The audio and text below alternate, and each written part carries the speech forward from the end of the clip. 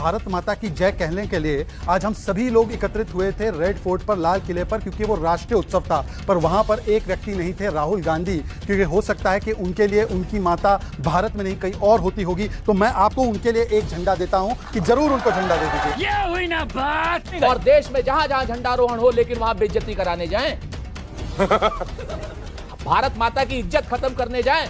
ये सिखों का नरसंहार करने वाला जगदीश टाइटलर के साथ खड़े होने में सम्मान महसूस होता है और रेड फोर्ट में बदनामी महसूस होती है। क्या बात है सर, क्या बात है सर। और जब हमारी सेना पीओके लेने के लिए खड़ी हुई थी तब नरेंद्र मोदी जी ने रणनीतिक कायरता के तहत पीओके को लेने से इनकार कर दिया और सीज फायर कर दिया। रुको जरा, सबर करो।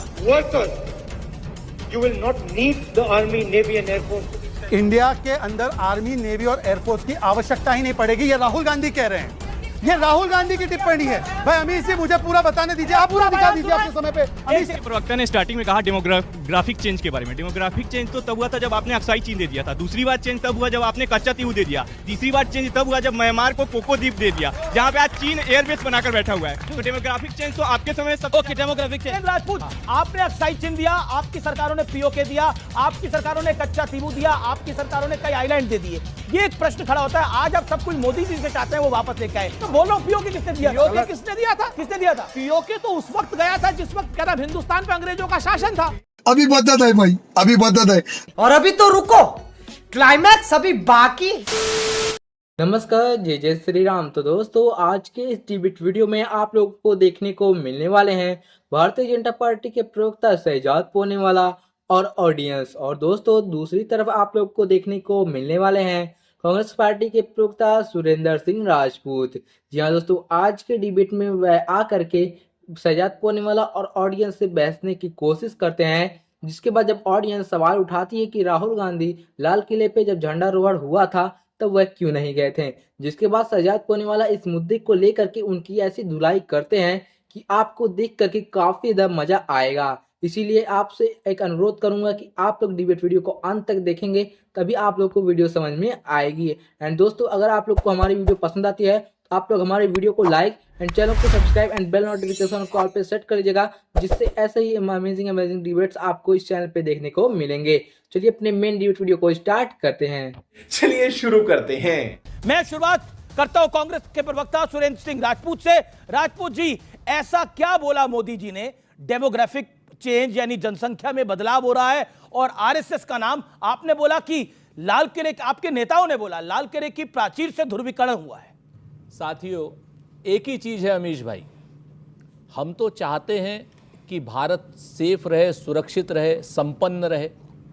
डेमोग्राफिक बदलाव जिस तरीके की बात प्रधानमंत्री जी ने बोली उस पर तो मैं आऊंगा ही। 12वां साल है आज प्रधानमंत्री जी को दोस्तों।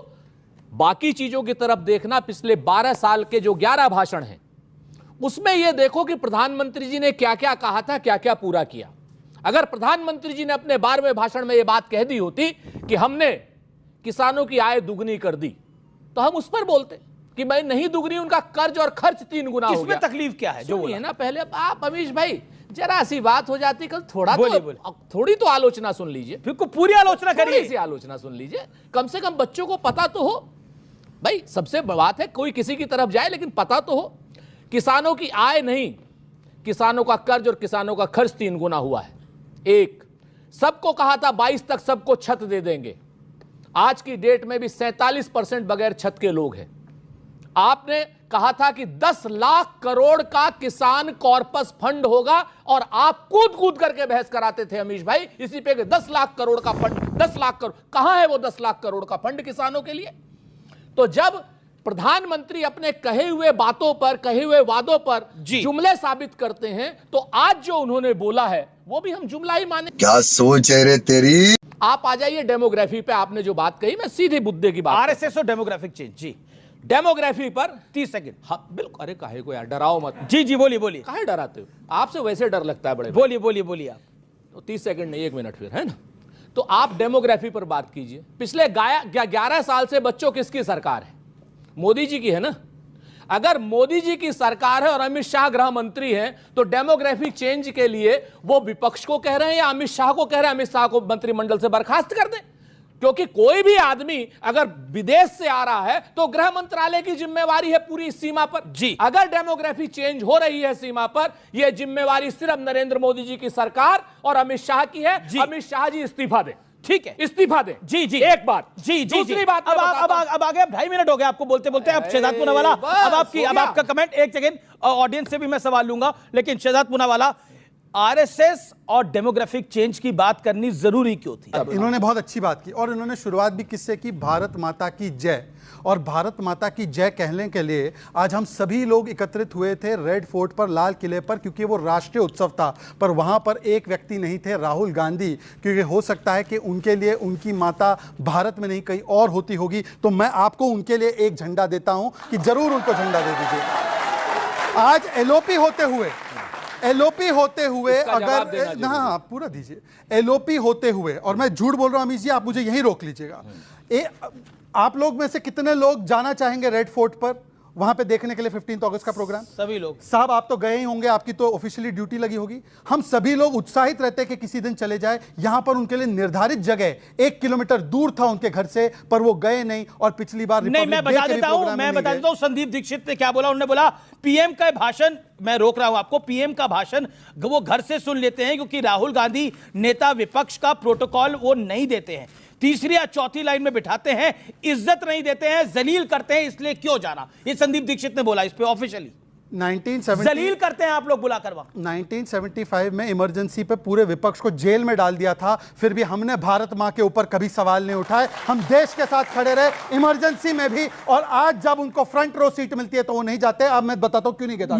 मैं बताता हूं क्यों नहीं जाते। अभी बदत है भाई, अभी बदत है। क्योंकि वहां पर सबसे पहले एंट्री करने पर सिंदूर का सम्मान, वहां पर एक बोर्ड लगाया था, सिंदूर का फ्लैग आज लहराया था, और आज एक महिला अफसर ने जो है वो झंडा वहन किया, झंडा द्रोहन किया था। तो आज जो सिंदूर को सम्मान दे रहे थे, जो लोग सिंदूर को तमाशा, छुटपुट, फेलियर, सेना से सड़क का गुंडा कहकर खून की दलाली कहना, और जो सर्जिकल स्ट्राइक का प्रमाण मांगते हैं और सिंदूर का प्रमाण मांगते हैं, और जो पाकिस्तान को पहलगाम पर क्लीन चिट देते हैं, इसीलिए वो वहां पर नहीं गए, क्योंकि भारत के साथ वो नहीं खड़े रहते। और ये मैं नहीं कह रहा हूं, लास्ट 5 सेकंड, आज ये बात मैं नहीं कह रहा हूं, ये बात सुप्रीम कोर्ट ने कहा था। जब भारत की सेना पर सवाल उठाए थे राहुल जी ने, तो कहा था सुप्रीम कोर्ट ने कोई भारतीय ऐसी बात नहीं करता। 10 सेकंड और, उन्होंने अभी बातें उठाई वादों के बारे में, वादों पे उन्होंने बात उठाई। सर जब हमें इकोनॉमी मिली तो 11वें स्थान पे थे, आज 4थे स्थान पर। लोएस्ट आज एनपीए है, लोएस्ट आज इन्फ्लेशन रेट है, हाईएस्ट फॉरेन डायरेक्ट इन्वेस्टमेंट है, हाईएस्ट फॉरेन एक्सचेंज रिजर्व है, हाईएस्ट जीएसटी है, हाईएस्ट बैंक के पब्लिक सेक्टर बैंक के प्रॉफिट है। परंतु आपने 1500 रुपए प्रति महिला को वादा किया था। हिमाचल प्रदेश में कितनी महिलाओं को दिया आपने? 8000 रुपए खटाखट मौका दे रहा हूं। आपका विवाद नरेंद्र मोदी के साथ है, देश के साथ तो नहीं है। तो क्या आपको नहीं लगता कि 15 अगस्त के मौके पर राहुल जी को वहां जाना चाहिए था? आपको आरएसएस की बात बुरी लगी, आपको डेमोग्राफिक की बात बुरी लगी, लेकिन राहुल गांधी वहां गए नहीं, क्यों नहीं गए? और हर बार नहीं जाते हैं। सबसे पहले तो बरसते पानी में 83 साल के मल्लिकार्जुन खड़गे साहब ने और राहुल गांधी जी ने बरसते पानी में तिरंगा झंडा फहराया है अपने मुख्यालय पर। अगर यह चीज आपको नहीं दिखाई देती तो आपको दृष्टि नहीं, आपको दृष्टि दोष है। जिन लोगों को भी ये चीज नहीं दिखाई देती वो आंख के नहीं विचार के अंधे। तो कांग्रेस हेडक्वार्टर का झंडारोहण इंपॉर्टेंट है, लाल किले का झंडारोहण महत्वपूर्ण नहीं है, ये कह रहे हैं? लाल किले का झंडारोहण बिल्कुल पूरी तरीके से इंपॉर्टेंट है। क्यों नहीं गए? और देश में जहां जहां झंडारोहण हो, लेकिन वहां बेइज्जती कराने जाएं। अच्छा, वहां पर इज्जत अपनी खत्म करने जाएं, भारत माता की इज्जत खत्म करने जाएं। वहां पर जिस तरीके से बात अभी कितना झूठ बोलते हैं भारतीय जनता पार्टी के प्रवक्ता, सुनिए ना, आप बीच में बोल रहे हैं, आप भारतीय जनता पार्टी के प्रवक्ता बोल रहे हैं वहां ऑपरेशन सिंदूर की और फौज की। कर्नल दानवीर सिंह यहां खड़े हुए हैं, भूरी भूरी प्रशंसा पूरी कांग्रेस ने ही नहीं सिर्फ पूरे देश ने करी, पूरी भूरी भूरी प्रशंसा करी। और हम सेना के सैन्य शौर्य को, पराक्रम को, व्यावसायिक दक्षता को भूरी भूरी प्रशंसा करते हैं। और जब हमारी सेना पीओके लेने के लिए खड़ी हुई थी, तब नरेंद्र मोदी जी ने रणनीतिक कायरता के तहत पीओके को लेने से इनकार कर दिया और सीज फायर कर दिया। ओके, जवाब यहां पर ये लोग बात करते हैं, बेइज्जती कराने क्यों जाए? 20 सेकंड फिर बाकी लोग भी देना पड़ेगा, फिर हमें भी 5 सेकंड सर। ओके, सिंदूर का अगर ये सम्मान करते हैं तो इन्होंने सिंदूर को तमाशा बोला, प्रणीति शिंदे ने सिंदूर को फेलियर बोला, सिंदूर को छुटपुट बोला, सिंदूर को सरेंडर बोला। और जब ऑपरेशन महादेव में 3 पहलगाम के आतंकी मारे गए तो उन्होंने कहा महादेव भी सांप्रदायिक है, और कहते हैं कि हमारे हेडक्वार्टर में जो प्रोग्राम हो रहा है उसमें हम गए। उस प्रोग्राम में मैंने तस्वीर निकाली, पता है कौन दिखा? ये सिखों का नरसंहार करने वाला जगदीश टाइटलर के साथ खड़े होने में सम्मान महसूस होता है और रेड फोर्ट में बदनामी महसूस होती है। क्या बढ़िया था गुरु। ये पंजाब के लोग देखना इस डिबेट को, सुरेंद्र। पंजाब के मेरे भाई बहन देखना इस डिबेट को। सुरेंद्र राजपूत बोल रहे हैं कि रेड फोर्ट पर हमारे सिख, हमारे जो शूरवीर है उनके साथ नहीं, ठीक है, 25 सेकंड टाइटलर के साथ खड़े हो जाएंगे। देखिए आप, ये कांग्रेस और बीजेपी की जुगलबंदी नहीं चलेगी, बाकी लोग भी आएंगे जी। अब ऐसा है ना, अब देखिए आदरणीय हमारे भाई हैं शहजाद जी, पुराने भाई हैं। अरे हाँ, अब ये पंजाब के लोगों के लिए तो उनको बड़ी चिंता है, आम आदमी पार्टी और बिहार के लोगों के लिए कतई चिंता नहीं, झाजी लोगों के लिए कोई चिंता नहीं है। इनको याद आ गया होगा, ज्यादा नहीं बोलूंगा जी। मैं आपको फिर से एक चीज कहता हूं, फिर से आप एक चीज को समझ लीजिए। ऑपरेशन सिंदूर का तमाशा बनाया भारतीय जनता पार्टी ने, जब उन्होंने कहा था हम घर घर सिंदूर बांटेंगे, घर घर सिंदूर बांटेंगे। ये ऑपरेशन सिंदूर का तमाशा जो भाजपा ने बनाया था, भारत की सेना के ऑपरेशन का तमाशा हो सकता है क्या? ये भाजपा बनाती है, बोले तो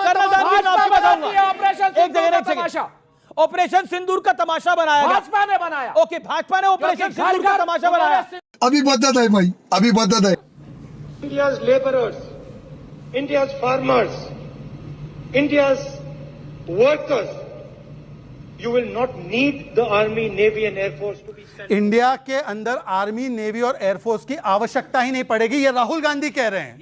ये राहुल गांधी की टिप्पणी है। भाई अमीश जी मुझे पूरा बताने दीजिए, आप पूरा दिखा दीजिए अपने समय पे। अमीश जी ये पूरा बयान सुना है, आधा बयान नहीं सुना है। ठीक है, आप कहिए पूरा बयान। देखिए, एक तो ये बयान सुनाने बंद कर होने चाहिए। अब अपनी बात को रखिए, बोलिए शहजाद।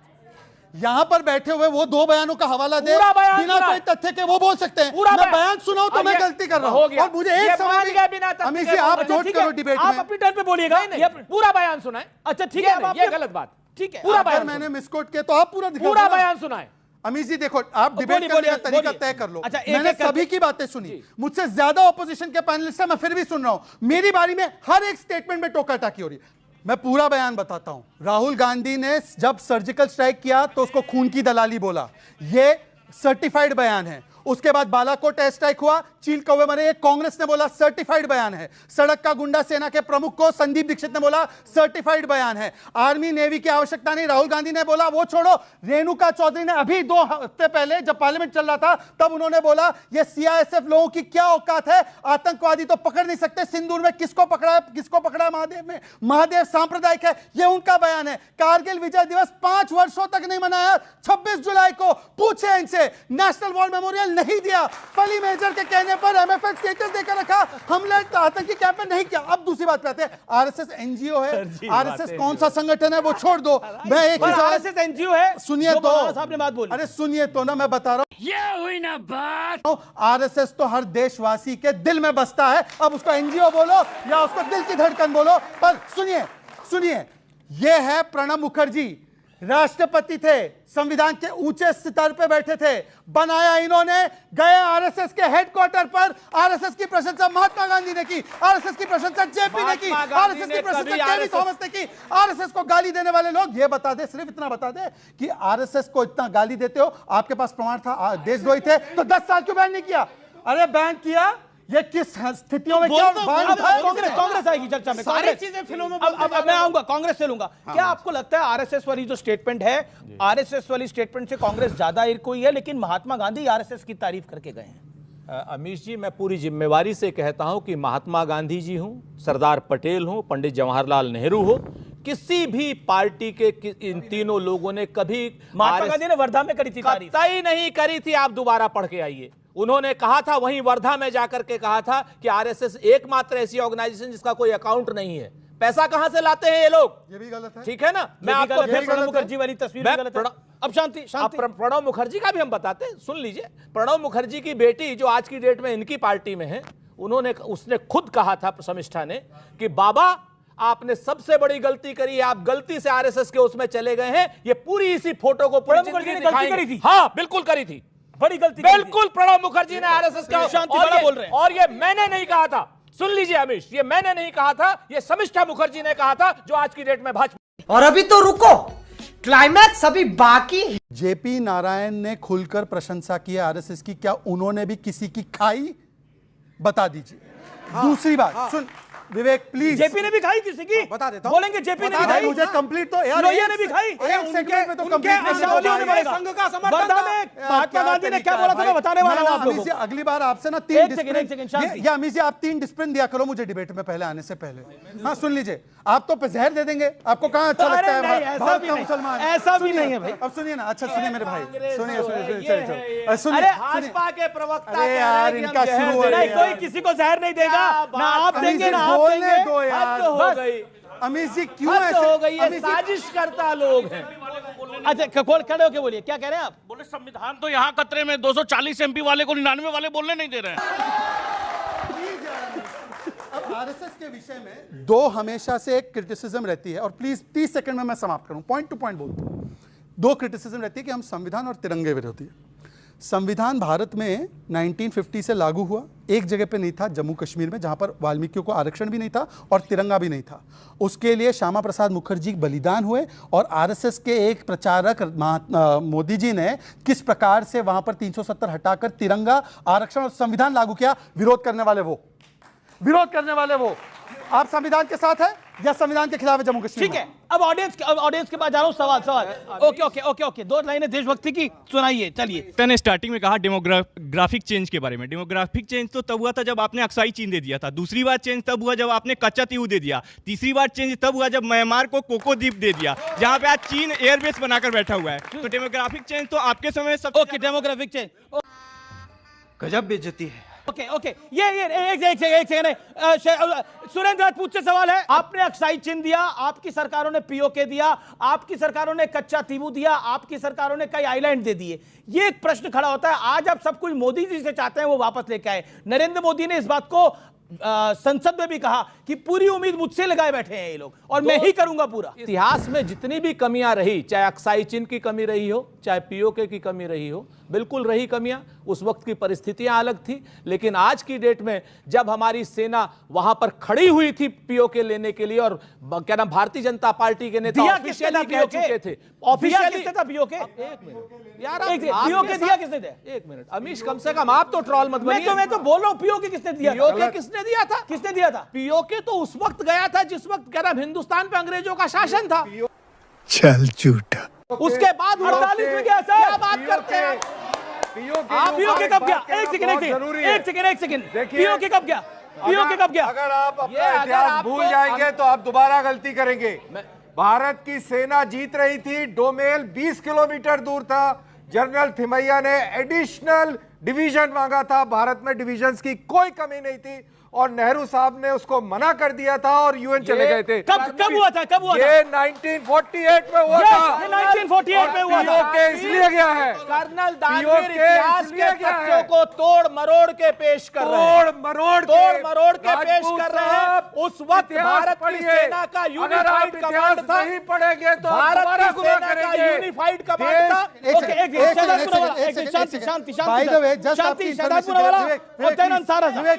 झूठ मत फैलाइए, कोई झूठ नहीं फैलाया। आपने बोला 48 में नहीं हुआ था। आपने बोला 48 में नहीं हुआ था, 48 में ही हुआ था, 48 में ही दिया गया था।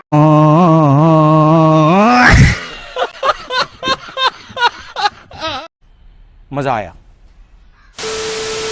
जैसा कि आज आप लोगों ने डिबेट वीडियो में देखा कि दोस्तों आज भारतीय जनता पार्टी के प्रवक्ता शहजाद पवाला ने कैसे ऑडियंस के साथ मिल करके सुरेंद्र सिंह राजपूत की कैसी तगड़ी धुलाई कर दी। क्योंकि दोस्तों जब भारतीय जनता पार्टी के प्रवक्ता शहजाद पवाला और ऑडियंस ने मिल करके उनके ऊपर सवाल उठाए और राहुल गांधी के ऊपर सवाल उठाए कि राहुल गांधी क्यों नहीं गए थे लाल किला पे जब झंडारोहण हो रहा था, जिसके बाद वह जवाब देते हैं कि राहुल गांधी की बेइज्जती हो जाती। इसी पे तो ऑडियंस और शहजाद पवाला काफ़ी ज़्यादा फॉर्म में आ जाते हैं और यह बात सुन के वह उनकी ऐसी धुलाई करते हैं कि देख करके काफ़ी ज़्यादा आनंद आया। एंड अगर आप लोगों ने डिबेट वीडियो को अंत तक देखा होगा तो आप लोगों को जरूर से मजा आया होगा। एंड वीडियो को अगर आप लोगों ने अभी तक हमारे वीडियो को लाइक एंड चैनल को सब्सक्राइब एंड वीडियो को ज़्यादा मात्रा में शेयर नहीं किया है, चलिए से हमारी वीडियो को शेयर कर दीजिएगा, जैसे इस वीडियो का आनंद सब लोग ले पाएँ।